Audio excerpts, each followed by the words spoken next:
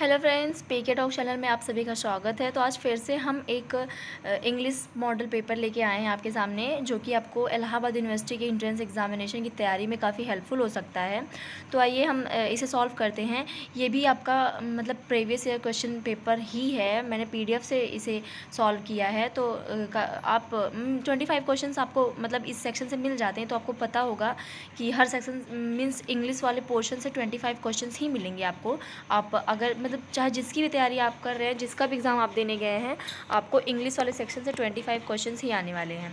तो इस पोर्शन में हम 25 क्वेश्चन सॉल्व करेंगे और इससे आपको एक आइडिया भी मिल जाएगा कि आपको किस टाइप के क्वेश्चंस आएंगे। पैटर्न सेम होगा, बस क्वेश्चंस थोड़े डिफरेंट मिल सकते हैं आपको एग्ज़ाम में। तो चलिए हम पहले सेक्शन की तरफ चलते हैं। तो ये कहता है कि some of the sentences have errors and some have none. Find out which part of a sentence has an error. If there is no error your answer is D. मतलब कि यहाँ एक सेंटेंस को 3-4 पार्ट करके दिया गया है, जिसमें से कि एक पार्ट गलत है। तो आपको बताना है कि इस सेंटेंस का कौन सा पार्ट गलत है। अगर कोई पार्ट गलत नहीं है तो आपका ऑप्शन डी होगा। तो चलिए हम देखते हैं। On last Sunday I met my friend accidentally. मतलब कि पहली बात तो यहाँ पहले ही पार्ट में गलती है, क्योंकि ऑन की ज़रूरत थी ही नहीं, लास्ट संडे ही ठीक था।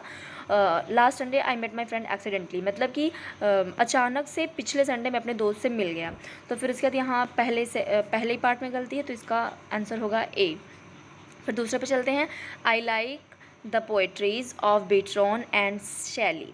तो कुछ लोगों को तो लगेगा इसमें नो एरर है, लेकिन यहाँ पोएट्रीज़ होनी ही नहीं चाहिए। I like the poetry of Byron and Shelley, तो यहाँ दूसरे पार्ट में गलत है। मतलब मुझे बेट्रॉन और शैली की पोएट्री अच्छी लगती है।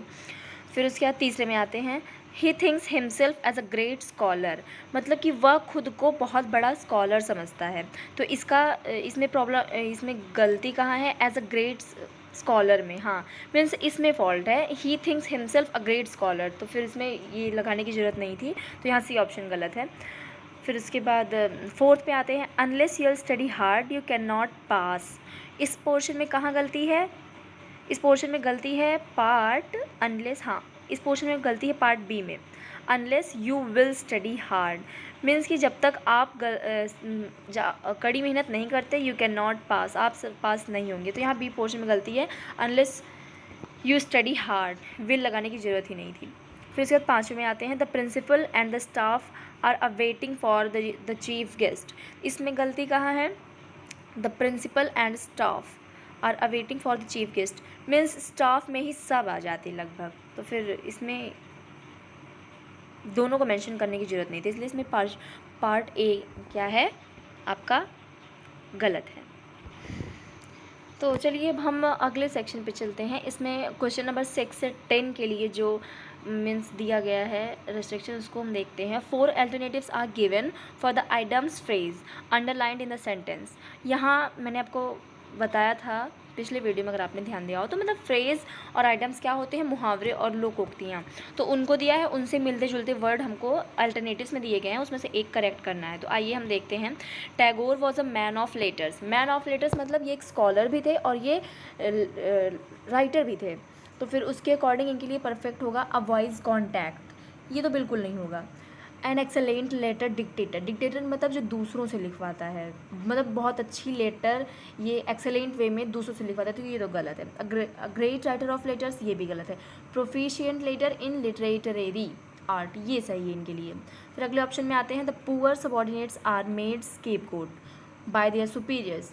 पुअर सबॉर्डिनेट्स मतलब कि गरीबों की जो श्रेणी होती है, सबऑर्डिनेट मतलब उनके छोटे कैटेगरी।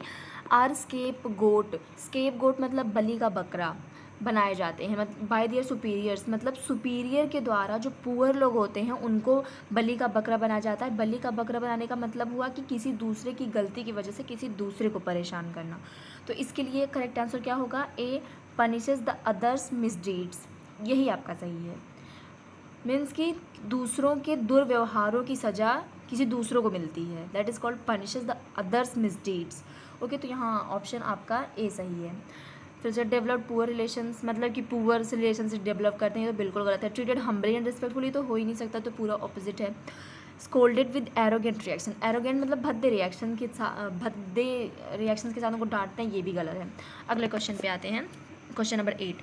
हिज फ्रेंड्स हिज देखते हैं हम क्या बोलते हैं, his friends beat the boy. हम ये वाला क्वेश्चन सॉल्व कर रहे हैं तो कह रहा है his friends beat the boy to pay off old scores. मतलब कि आप कह सकते हो कि पुराने चीज़ों को भरने के लिए उसको डांटा। तो इसमें क्या करें, टू रिफंड ओल्ड ड्यूज, ये बिल्कुल गलत होगा। सेकंड ऑप्शन देखते हैं, टू टेक रेवेन्यू, ये सही है। टू टेक रेवेन्यू, रेवेन्यू मतलब क्या होता है, आय को कलेक्ट करना किसी, that is called revenue. Means पुरानी चीज़ों को लेना ही रेवेन्यू ही कहलाएगा। फिर उसके बाद तीसरा ऑप्शन क्या था, can be force him to be a scorer in a match. यहाँ मैच की बात ही नहीं हो रही है। जैसे कि हमने आपको बताया मुहावरे और लोकोक्तियों में जो बातें होती हैं वो मीन्स भाव की वजह से होती हैं, उनका क्या कहते हैं उसको, शाब्दिक अर्थ से कोई मतलब नहीं होता। फिर उसके बाद हम चौथा क्या था, because he had not scored well earlier, क्योंकि उसने पहले अर्लियर मतलब पहले मैच में अच्छा नहीं खेला था, ये भी गलत है। 9th क्वेश्चन देखते हैं, it was a red letter day in history of the word, whatever जो भी हो, मतलब कि रेड लेटर डे था हिस्ट्री में। रेड लेटर डे से, रेड लेटर डे का मतलब यहाँ खून से ही नहीं है, a day with bloodshed, bloodshed मतलब कि खून के शेड से बना, ये गलत है। A dangerous note about destructions, बर्बादी का एक डेंजरस नोट, ये भी गलत है। ऑप्शन सी देखते हैं, a memorable day for someone joyful event, ये ऑप्शन हमारा सही है। A memorable day for some joyful event, ये ऑप्शन हमारा सही है। मतलब कि एक ऐसा मेमोरेबल दिन जिसके दिन मतलब जॉय विद जो कोई जॉय भरा हुआ, मतलब जिसमें जोश भरा हुआ हो, ये सही है। A day with love and warmth, ये भी गलत है। फिर उसके बाद हम आते हैं क्वेश्चन नंबर 10 पे। Chintan is so innocent that he wears his heart on sleeve. मतलब जो चिंतन है वो इतना ज़्यादा इनोसेंट, मतलब ईमानदार कह सकते हैं, दयालु है कि वो अपने दिल को हमेशा अपनी स्लीव, मतलब कि कभी भी वो कहते नहीं अपना जान हाजिर कर देना किसी के लिए, हमेशा करने के लिए तैयार रहता है। तो इसका क्या मतलब हुआ, wears dress that doesn't match, ये तो कोई बात ही नहीं हुई। मुहावरों में मैंने बताया कि शाब्दिक अर्थ से कोई मतलब नहीं होता, तो wears dress that does not match, ये गलत है। Expresses his feelings openly, that's true. तो आपका करेक्ट ऑप्शन कौन सा है, ऑप्शन नंबर बी, ये आपका सही है। मतलब कि वो अपने फीलिंग्स को ओपनली एक्सप्रेस कर देता है। तो फिर ये ऑप्शन हमारा सही हुआ। तो हम सी कहते थे वियर्स कलरफुल ड्रेसेस, ये तो बिल्कुल गलत है। आपको सेंस इतना समझ आ ही गया होगा कि मुहावरों में ये सब कहाँ होता है। Expresses his feelings with shape of heat printed on its sleeves, sorry heart होगा यहाँ, मतलब कि वो अपनी फीलिंग एक्सप्रेस करता है किसके साथ, कि उसके स्लीव पे कोई हर्ट बनाया गया हो, ये भी गलत है। तो फिर हमारा एग्जैक्ट कौन सा हुआ, B, expresses his feelings openly. तो हम आते हैं अगले सेक्शन पे। ये कहता है, out of the 4 alternatives choose the one word which best expresses the meaning of given word. मतलब आपको एक वर्ड दिया गया है, उससे रिलेटेड आपको 4 अल्टरनेटिव्स दिए गए हैं, तो इसमें आपको देखना है कि कौन सा वर्ड है जो उससे परफेक्ट मैच कर रहा है। ट्रिमिंग, ट्रिम मतलब आप जानते होंगे, ट्रिम मीन्स किसी भी चीज़ की कटिंग या फिर फिटिंग करना, तो स्कीमिंग तो होगा नहीं। अरेंजिंग मीन्स अरेंज करना, ये भी नहीं होगा। प्लानिंग मीन्स किसी चीज़ का प्रयोजन करना, ये भी गलत है। तो एग्जैक्ट इसका क्या होगा, कटिंग। तो इसके लिए जो एग्जैक्ट आंसर होगा वो होगा कटिंग। तो ये रहा हमारा एग्जैक्ट आंसर। चलिए हम अगले क्वेश्चन पे चलते हैं। Question number 12, Pasteur. पेस्टर का होगा उसका अनोइंग ही होगा। पेस्टर मतलब भी तंग करना होता है और अनोइंग मतलब भी इरिटेट करना होता है। तो इसका एग्जैक्ट आंसर जो होगा वो अनोइंग होगा। Sorry for paste. अगले क्वेश्चन पे चलते हैं, डिस्पैरिटी। ओके, तो डिस्पैरिटी मतलब क्या होता है, असमानता, मीन्स जो सिमिलर ना हो। तो इसका एग्जैक्ट आंसर आपको पता ही होगा, डिफरेंस मतलब भिन्न भिन्न होता है। तो डिस्पैरिटी का डिफरेंस होगा। डिफ़िकल्टी मीन्स कठिन, ये तो होगा नहीं। और डिसेमिनेट, डिस्कॉर्ड तो बिल्कुल नहीं होगा। तो इसका एग्जैक्ट आंसर डिफरेंस हुआ। तो हम अगले क्वेश्चन पे आते हैं, 14। तो सेवर, सेवर मतलब स्वाद लेना होता है। तो उसका वैसे भी टेस्ट होना है, या टेस्ट मीन्स भी स्वाद लेना होता है। ये बाकी तीनों जो दिए गए हैं ये तो मीन्स उसके टेस्ट में भी कई टाइप के टेस्ट होते हैं, खट्टा, मीठा, कड़वा, ये सब है। सोर मीन्स कड़वा होता है। प्रोटेक्टर तो होगा नहीं। फ्लेवर तो आपको पता है। तो इसका सेवर का एग्जैक्ट आंसर टेस्ट हो, हाँ टेस्ट होगा। तो हम अगले क्वेश्चन पे आते हैं, क्वेश्चन नंबर 15। तो फिर रिवेल्ड, रिवेल्ड मतलब प्रतिद्वंदी होता है। तो प्रतिद्वंदी मीन्स जो आपका विरोधी हो। ओके, तो प्रतिद्वंदी मतलब जो आपका विरोधी हो। तो इसका एग्जैक्ट आंसर जो होगा वो होगा कॉम्पिटिटेड। ओके, कॉम्पिटिटेड मीन्स जो हमेशा आपके कंपटीशन में खड़ा हो, दैट इज़ कॉल्ड कॉम्पिटिटेड। तो हेटेड मीन्स नफरत करने वाला, ये गलत है। मीन्स जरूरी नहीं है हर प्रतिद्वंदी नफरती ही हो। फिर उसके बाद रिवाइज्ड, कॉन्ट्राडिक्टेड। कॉन्ट्राडिक्टेड मीन्स आपकी बात का जो उल्लंघन, मीन्स आपकी बात का जो दूसरे तरीके से तोड़ निकले, दैट इज़ कॉल्ड कॉन्ट्राडिक्शन, वो भी नहीं होगा। तो यहाँ एग्जैक्ट आंसर कौन सा हुआ? हेट्रेड। तो हम आते हैं क्वेश्चन नंबर 16 पे। Choose the word opposite in the meaning of given word. तो यहाँ विलोम शब्द वाली बात आ गई। वैकेट मीन्स क्या होता है? खाली। ओके, वैकेट मीन्स क्या होता है? खाली। तो वैकेट का ऑपोजिट क्या होगा? इवाक्वेट, ये तो होगा नहीं। वैलिडेट भी नहीं होगा। एम्प्टी मीन्स भी खाली होता है, तो इसका एग्जैक्ट ऑपोजिट होगा ऑक्यूपाई मीन्स भरा हुआ। उसके बाद हम अगला क्वेश्चन देखते हैं। मीज़र। मीज़र मीन्स अल्प। अल्प मीन्स थोड़ा होता है। तो इसका जो इसकी हाँ ये रहा, इसका जो अपोजिट वर्ड हमको मिलेगा वो क्या मिलेगा?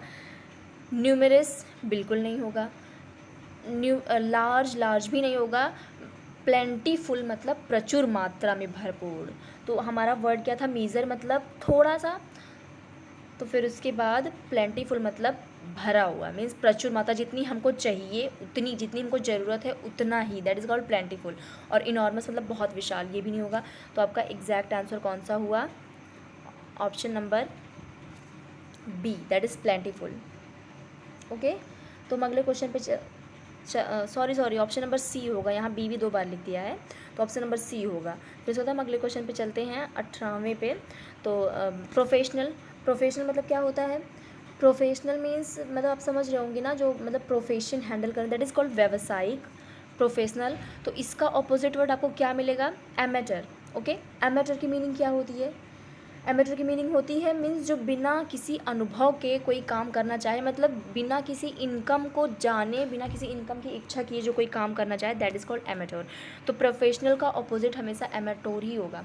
प्रोफेशनल वो होते हैं जो किसी चीज़ को पढ़ के मतलब उसकी पूरी जानकारी ले के काम करते हैं, और एमेटर इसके सेम ऑपोजिट होते हैं, उन बिना पढ़े बिना किसी जानकारी के काम करते हैं।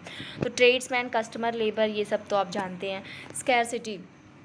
ओके, तो हम बात करते हैं स्कैरसिटी की। स्कैरसिटी का ऑपोजिट वर्ड क्या हो सकता है? स्कैरसिटी का ऑपोजिट वर्ड प्लेंटी। स्कैरसिटी मतलब बहुत ज़्यादा मात्रा में, बहुत भरा हुआ, एंड दैट प्लेंटी इज़ प्रचुर मात्रा। तो इसका ऑपोजिट प्लेंटी होगा। स्कैंटी नहीं होगा, छिछला टाइप का। मेजॉरिटी, प्रॉस्पेरिटी, ये सब नहीं होगा। इसका 19 का जो एग्जैक्ट आंसर होगा वो होगा प्लेंटी। ओके, तो हम अगले क्वेश्चन पे आते हैं, क्वेश्चन नंबर 20 पे। स्टेल। स्टेल मीन्स बासी होता है। भोजन मीन्स जो बासी भोजन होता है उसे स्टेल कहते हैं। तो स्टेल का अपोजिट क्या होगा? फ्रेश। ऑप्शन नंबर ए हमारा करेक्ट होगा। फ्रेश मीन्स ताज़ा, स्टेल मीन्स बासी। ओके, तो हम अगले सेक्शन पे चलते हैं।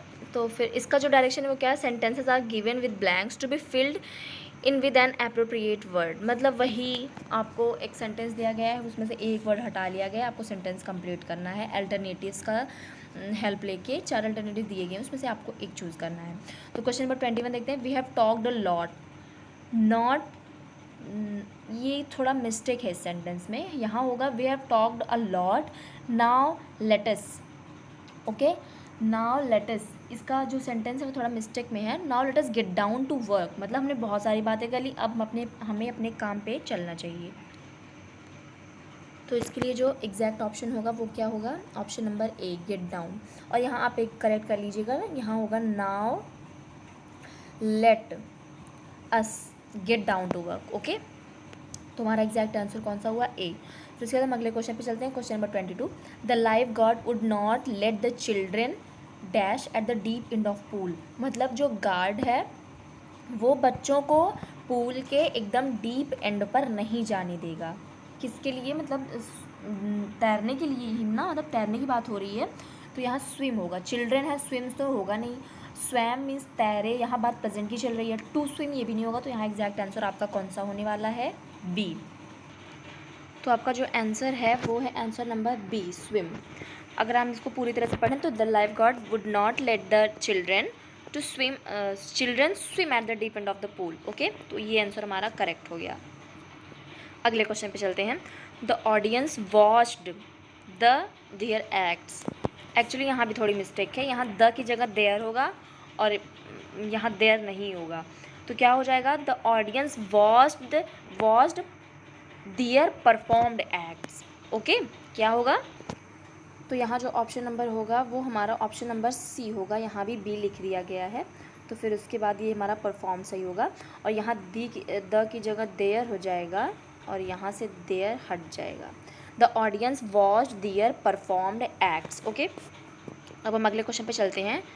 Question number 24, the explosion dash the bus killed 12 people. मतलब कि जो विस्फोट हुआ जिसने कि बस को बर्बाद कर दिया, उसमें 12 लोग मरे। तो रेक्ड मतलब बर्बाद होता है, तो यहाँ जो एग्जैक्ट ऑप्शन होगा वो होगा आपका raked, that is option number A. Okay, तो ये हमारा ऑप्शन नंबर सही है। तो हम अगले क्वेश्चन पे चलते हैं। Question number 25, there was some dash dash between the members version and committees version. तो क्वेश्चन नंबर 25 का जो एग्जैक्ट ऑप्शन मतलब कि यहाँ कुछ मेंबर्स के वर्जन में और कमिटीज़ के मतलब सदस्यों के और कमिटी के वर्जन में बीच में क्या था, मतलब देयर वॉज सम डिस्क्रिपेंसी मतलब क्या होता है, विसंगति, मतलब दोनों के बीच में थोड़ी विसंगति पाई गई। तो फिर उसके बाद यहाँ जो ऑप्शन आपका सही होने वाला है वो आपका एग्जैक्ट ऑप्शन होगा option number B, that is discrepancy. Okay, तो ये हमारा सही आंसर है। और क्या बोलते हैं, बाकी डिस्कोर्स तो होगा नहीं, सर्टिनिटी मतलब निश्चितता ये भी नहीं होगा, रिकरेंस भी नहीं होगा। आपका एग्जैक्ट आंसर जो है वो है डिस्क्रिपेंसी, दैट इज़ बी। तो ये हमारा वीडियो ख़त्म हुआ। फिर अच्छा, होप गाइज़ कि आपको ये वीडियो समझ आया होगा। तो हमने यहाँ 25 क्वेश्चन सॉल्व कर दिए हैं। आपको इन क्वेश्चंस में जो भी प्रॉब्लम हो आप आसानी से पूछ सकते हो, आप कमेंट सेक्शन में बता सकते हो आपको कौन सा पार्ट नहीं समझ आया। हम आपकी सारी प्रॉब्लम्स क्लियर करने की पूरी कोशिश करेंगे। तो फिर थैंक्स फॉर वॉचिंग। ये भी हमारा एक मॉडल पेपर था, और हम उम्मीद करते हैं कि ये मॉडल पेपर आपकी काफ़ी हेल्प करेगा। आपको जो प्रॉब्लम हो आप ज़रूर हेल्प लीजिएगा, और जहाँ गलती हुई हो उसके लिए heartly sorry. Thanks for watching.